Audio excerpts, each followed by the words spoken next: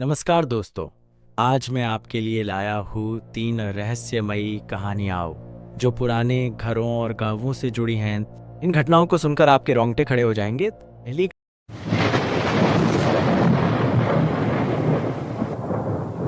कहानी राजस्थान के एक छोटे से गांव की है। वहाँ एक पुरानी हवेली थी जिसे दशकों से वीरान माना जाता था।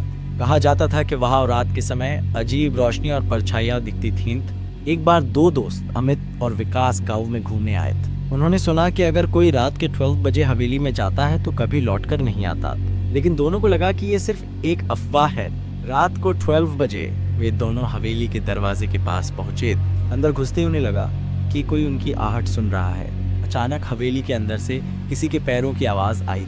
जैसे ही उन्होंने टॉर्च जलाई, एक धुंधली परछाई तेजी से उनके पीछे से गुजरी। दोनों ने भागने की कोशिश की, लेकिन दरवाजा अपने आप बंद हो गया। हवेली के अंदर एक महिला की हंसी गूंजी और फिर पूरी हवेली में अंधेरा छा गया। अगली सुबह गांव वालों को हवेली के बाहर अमित और विकास बेहोश पड़े मिले। जब वे होश में आए तो सिर्फ एक ही चीज कह पाए, वो अंदर कोई था। दूसरी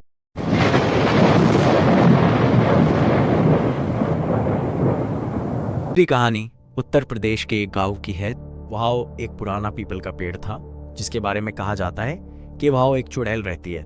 गांव के लोग मानते थे कि अगर कोई रात के समय उस पेड़ के पास रुके तो वो सुबह तक नहीं बचता। एक बार रमेश नाम का एक युवक शहर से गांव लौट रहा था। रास्ते में उसकी बाइक खराब हो गई और ठीक उसी पीपल के पेड़ के पास रुक गई। रात का समय था और पूरे गाँव में सन्नाटा था। जैसे ही उसने पेड़ के नीचे बैठकर बाइक ठीक करनी चाहिए, उसने किसी के हंसने की आवाज सुनी। उसने इधर उधर देखा लेकिन कोई नहीं था। अचानक उसके कंधे पर किसी ने हाथ रखा।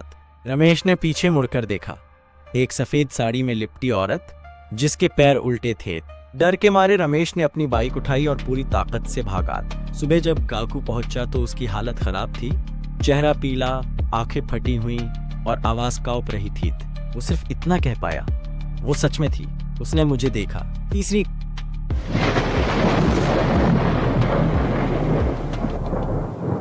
कहानी मध्य प्रदेश के एक गांव की है। वहाँ एक पुराना खंडहर था जहाँ कभी एक परिवार रहता था। कहा जाता था कि वहाँ एक छोटी बच्ची की रूह भटकती है जो खेलते खेलते सीढ़ियों से गिरकर मर गई थी। एक बार गांव के 3 लड़के वहाँ गए और मजाक में बोले, अगर कोई है तो सामने आओ। अचानक खंडहर में रखे खिलौने अपने आप हिलने लगे और दीवार पर किसी के कदमों के निशान बनने लगे। तीनों लड़कों ने भागने की कोशिश की, लेकिन तभी उन्हें एक छोटे बच्चे की खुशी सुनाई दी। उन्होंने मुड़कर देखा और एक छोटी बच्ची जो अंधेरे में धीरे धीरे उनकी तरफ बढ़ रही थी। उसके हाथ में एक पुराना गुड़िया था और उसकी आंखें एकदम खाली। तो दोस्तों, ये थी गांवों और पुराने घरों से जुड़ी 3 रहस्यमयी कहानियां। क्या आप इन घटनाओं पर विश्वास करते हैं या फिर ये सिर्फ अफवाहें हैं? हमें कमेंट में जरूर बताएं। अगर आपको वीडियो पसंद आया तो लाइक करें, शेयर करें और हमारे चैनल को सब्सक्राइब करें ताकि आप और भी डरावनी और रहस्यमयी कहानियाँ मिस न करें। अगली बार फिर मिलेंगे।